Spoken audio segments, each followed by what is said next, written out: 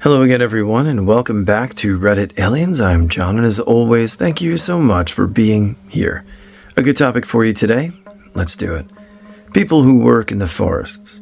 What's the creepiest or scariest thing you've ever seen? Please remember to like, share, and subscribe.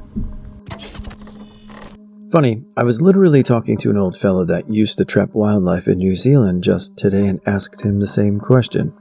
He was doing this in the 80s.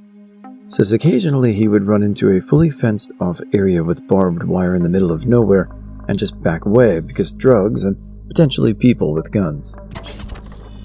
I was walking along the edge of a swamp looking for rare plants when I came across a tip-up mound. That is when a tree falls over and the roots lift the soil. This can sometimes create a cave-like hollow. From my angle, I could see through a hole and saw what looked like fungal mycelium sticking up in the air. Thinking that's weird, I moved closer for a better look, and the mycelium started moving back and forth like it was dancing. Weirded out, I moved to the side where there's a larger opening into the mound to peer into. Both the fuzzy vulture chick and I startled each other a similar amount, I think. I worked in national parks and also did some volunteer search and rescue. I guess I can talk about two of the worst things I ever saw in forestry. The latter one is scary, but also deeply tragic. Spooky. I was on a multi-day off-road camping trip by myself in the wilderness, so technically I was not working. I had found myself enjoying a night in the woods, slightly tipsy on wine. I settled in for the night in my SUV and awoke to yelling far in the distance. It wasn't screaming, but nor was it singing. Something closer to chanting. Went to sleep nervous, and with my army knife close, woke up to someone knocking on my vehicle glass. It was clearly human, because they did the triple knock that all people do. As I came out of my covers to observe, I saw a person looking in the dark. I screamed something guttural and they ran. I couldn't believe it. I was hours and hours from the nearest town, and if someone drove in over the night, I would have heard the vehicle in the stillness. I was dumbfounded. I turned on my truck and stayed vigilant for a while. Nothing happened. Next morning I went and found a new spot to park and set up camp. The second is sadly something that is very explainable, but very sad to see. One blizzardy night, we hear that they were on a search for a woman who had disappeared from a group that was staying in a cluster of scenic cabins nearby. Not in the park, but very close to the border of it, but certainly a remote place. It took us about 2 hours to get to the cabins and talk to the people there. It was well under 17 degrees Celsius, around 0 in Fahrenheit, and with feet of snow. Turns out the people staying in the cabin were on psychedelics, and at some point the young woman got spoiled while under the influence of drugs and had run off outside, in regular clothes and sneakers. Me and my partner in the search unit picked a search pattern and started looking for footprints. We found some, but then they broke off and we lost the trail. After exactly 3 hours and 41 minutes, we found her clothes, and around soon after we found her. She was naked in her entirety, including her shoes. She was barefoot. We found her sitting against a tree and we rushed over. It was clear at this point she was dead. In this town, local police were already on the scene, and after taking our statements, they left. It was a tough few nights after. Nightmares, too. Was hiking down off a mesa alone at night and kept getting the feeling that I was being watched. I had a headlamp that I was using in red mode because it was nearly out of batteries, and also to preserve my night vision, but mainly because it was almost out of batteries. Anyway, I get the feeling that I'm being watched for like the third or fourth time, and I'm just, what is this? So I turn around and turn the headlamp to spot mode, full bright white light. I see a shadow quickly move behind some bushes, like 25 yards behind me, real low, real fast, real smooth. I stood there for maybe a minute, weighing my options and deciding I pretty much had none and just had to keep hiking. I started making more noise and tried to look bigger, like by spreading my arms with my rain jacket. I also found a good-sized stick. The worst part was I had to go back to red light mode, as I knew I didn't have enough battery life to make it back with the white light mode. I'd turn around occasionally and use the spot mode, and I saw green reflected eyes several times when doing so, always about 25 yards off and always low to the ground. Seemed about the size of a deer, but deer don't hang out that low to the ground, well, or follow you for miles. I turned around and saw these eyes probably about 10 times. I called my friend after I kept seeing the eyes and hiked the rest of the way down talking to him. Basically said, "If I don't get back in about an hour, here's where you can find my body, lol." It was about a 5-mile hike, and my light was flickering and dying toward the end. It died after I got off the mesa, and I hiked the last few miles through fields without a light. Luckily, it was a clear night. The stalking stopped once I left the mesa, at least I think, and that's the story of when I was stalked by a mountain lion all the way off his mesa. I think I was in his hunting territory, and it had only just gotten dark. Pretty sure he was curious more than malicious, but man, yeah, it's pretty creepy knowing that you're being followed and watched by a mountain lion. Forests in the southeast of Asia are so dense, a kilometer of clearing a path would literally drain you. Of course, you also have to worry about centipedes the size of your arm, poisonous snakes, poisonous spiders, poisonous plants, poisonous insects, eagles that can carry off small deer, wild boars, gangs of monkeys, and poisonous centipedes the size of your arm. And then you have to remember that militants made a living off kidnapping tourists. Backpacking in Montana, about 20 miles in and on our way back to the vehicle, and smelled death. I'd identified the smell before the other two in my group, and the hair stood up on the back, and we all went on high alert. Came a little further down the trail, and there was a dead mountain goat on the trail. Luckily, it had been dead for quite some time, and the body already scavenged. First thought was, I'm within sniffing distance of a grizzly. Then, what if I'm walking up to a grizzly's meal? Then to, okay, take a pic and let's get the out. Years ago, I was at a friend's 16th birthday with about 20 other people. They owned a huge property with something like 10 acres of woodlands behind it. This is in Australia. In the middle of the night, we decided it would be fun to play murder in the dark in the woods. Me and my mate grabbed a ladder thinking we could climb a tree and pull it up behind us and no one would ever find us. So, we're stomping through the bush, lugging this ladder with us while we can hear that the person who was it counted to 100. All of a sudden, everything goes quiet around us. Insects stop, no wind, etc. Even the counting sounded muted, and we start hearing this rhythmic thumping sound, something like a galloping horse, coming from somewhere in front of us. As we're sitting there, puzzled at the sound, it starts to get louder and closer, and we both swear we started to see a light coming through the trees in front of us. At that point, we ditched the ladder and bolted back the way we came. When we got out of the woods, we told everyone what we saw/heard, and my mate's dad told us to go get his ladder back. So off we went, all 20 of us, into the woods with torches, retracing our steps.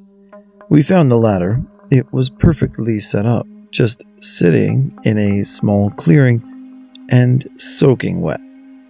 To this day, we still can't explain it and haven't tried to go out into the woods at night again. The whole panic in the woods phenomenon is pretty scary in itself. I don't work in forests, but there is some land that has been in my family for generations.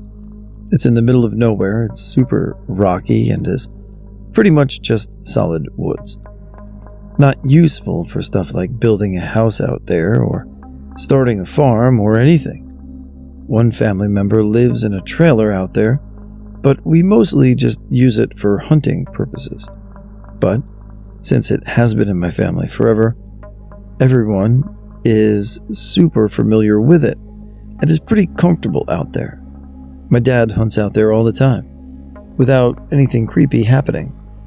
But one time, he said he was in his tree stand out there and suddenly felt like something was watching him. He didn't know what it was, but he did not like it.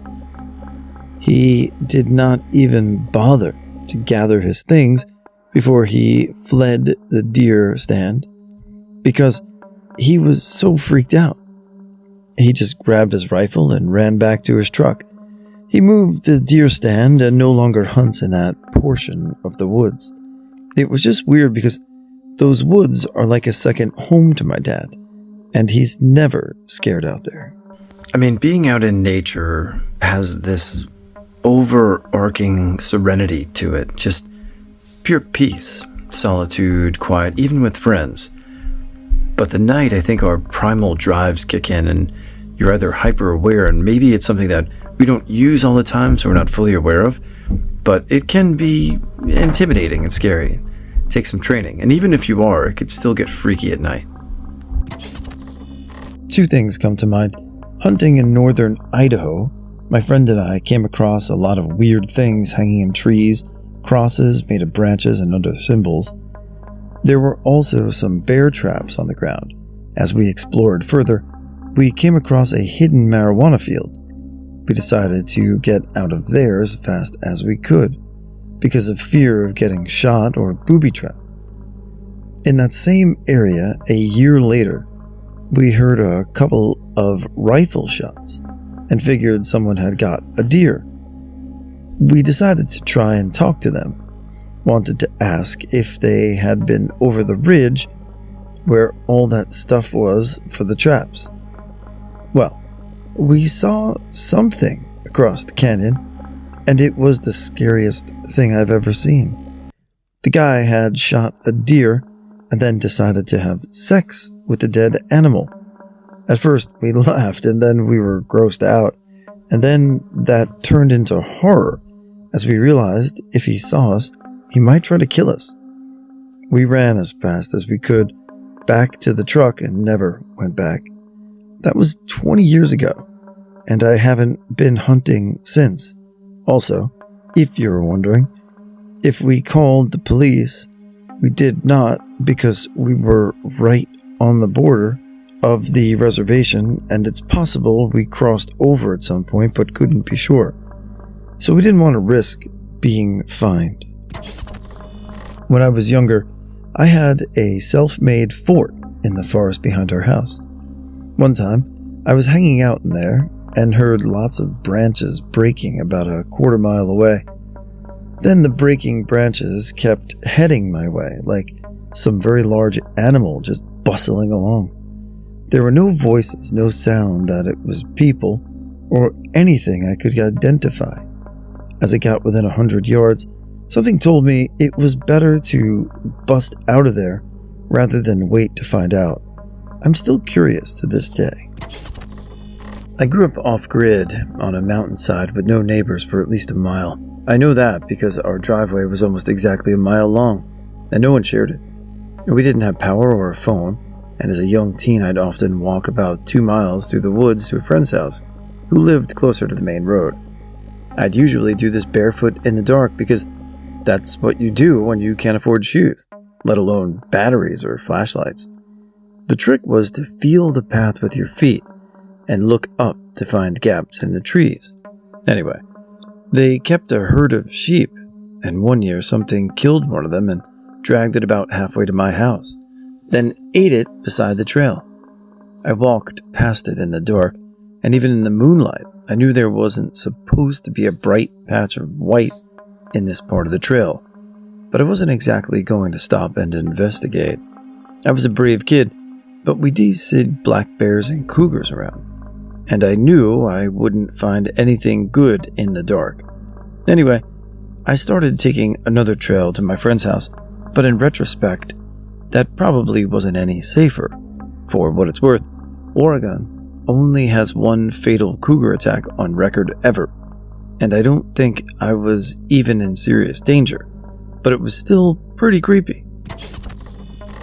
I was out hunting in a pretty heavy snow. I walked out onto a point to eat a snack and take in everything around me. I sat there for maybe 5 minutes before I packed up my things and headed back. About 10 yards behind where I had sat down were a set of mountain lion tracks over my tracks. It looked like it stopped and watched me before turning around. I have no clue how long I was stalked, but there is nothing more existentially humbling than thinking you're the baddest thing in the woods, only to realize how vulnerable you really are. Needless to say, I noped out of there with my rifle at the ready. I grew up in the woods with many encounters with coyotes, black bear, and bobcats.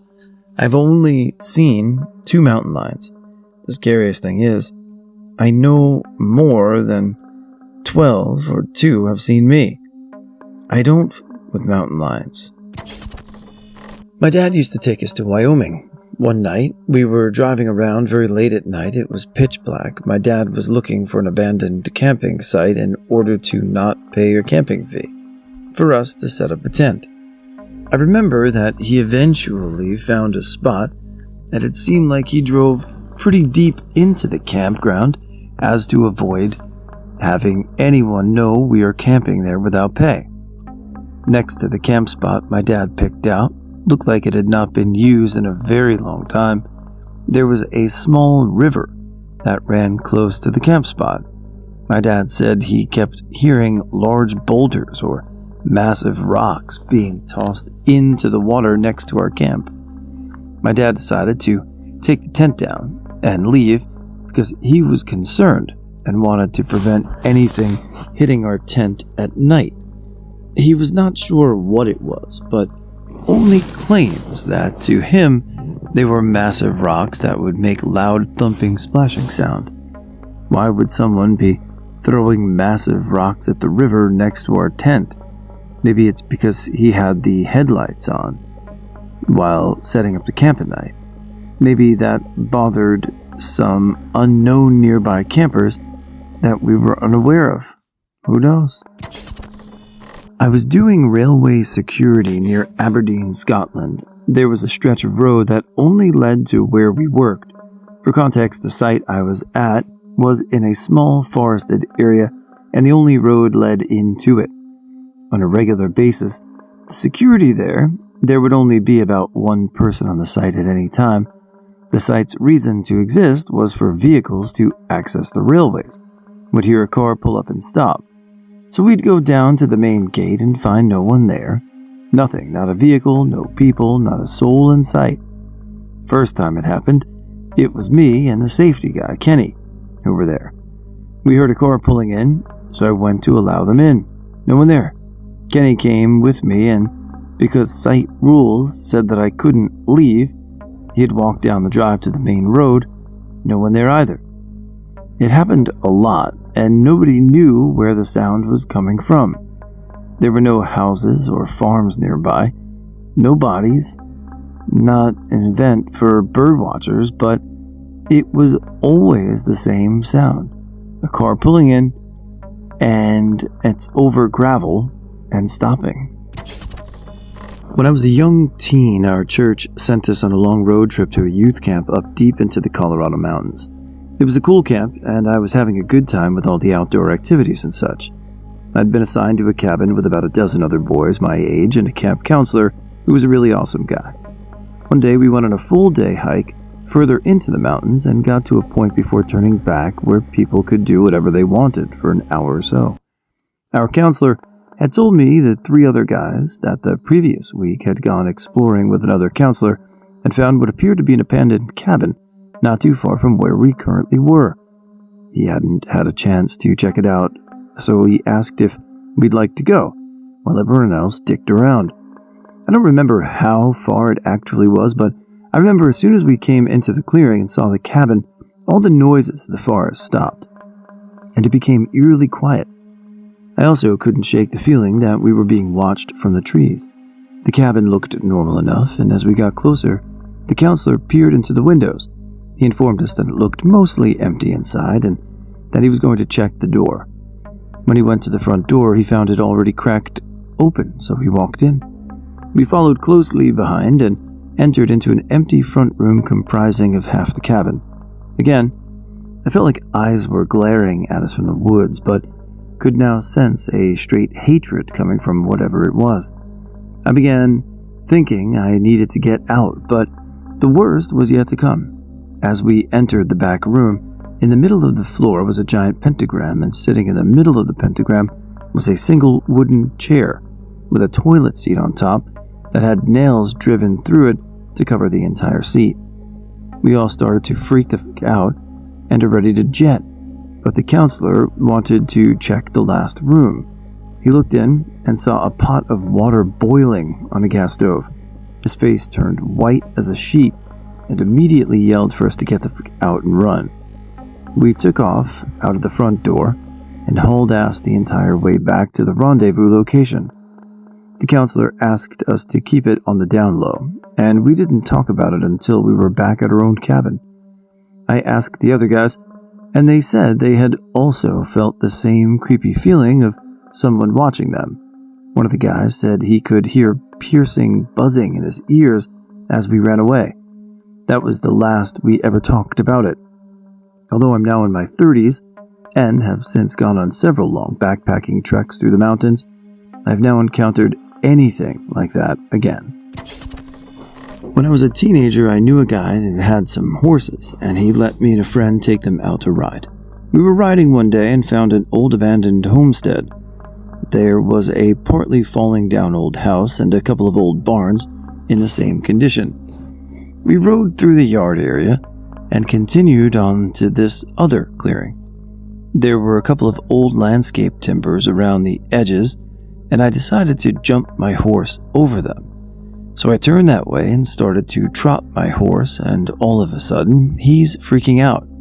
Head up, snorting, trying to bolt on me. My friend's horse was doing the same. As we struggled with the horses, we realized that there were flat stones on the ground, and they were gravestones. We were in an old cemetery. As soon as we exited the area, the horses immediately calmed down. We never rode that way again. I told my mom about it one day, and she asked where I was exactly.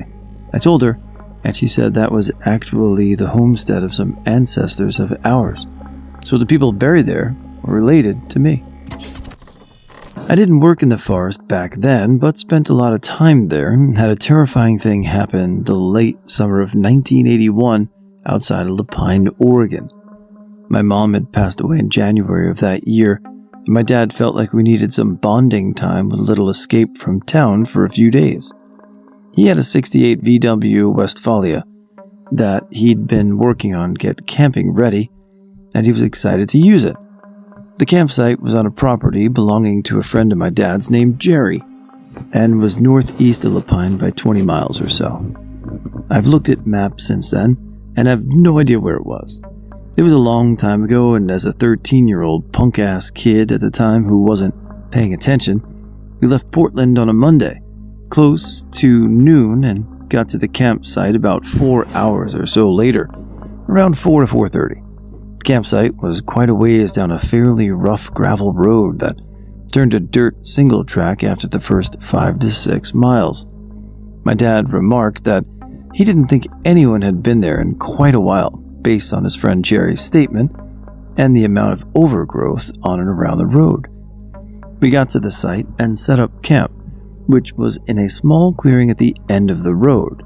Camp was simply parking the van, pulling out the awning, old school with poles and ropes, unloading the cooler, making a fire pit, and setting up chairs.